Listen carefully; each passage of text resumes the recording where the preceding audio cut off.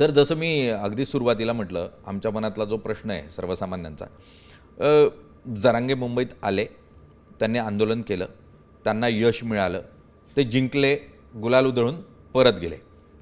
मुळात हे यश एकनाथ शिंदेंचं, हे यश देवेंद्र फडणवीसांचं, की हे यश जरांगेंचं? खरं म्हणजे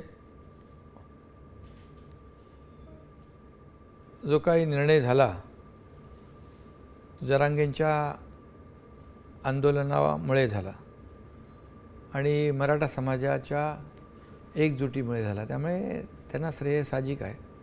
परंतु त्याचबरोबर मुख्यमंत्री म्हणून देवेंद्रजीच्या मार्गदर्शनाखाली आमची टीम, मी आहे, अजितदादा आहेत आणि मंत्रिमंडळ उपसमिती विखे पाटील आणि त्यांच्यासोबत सहकारी, या सगळ्यांनी चर्चा केली, एक्सपर्ट लोकांचं ओपिनियन घेतलं, ॲडव्होकेट जनरल असतील, इतर लोक असतील, आणि हा निर्णय घेतला.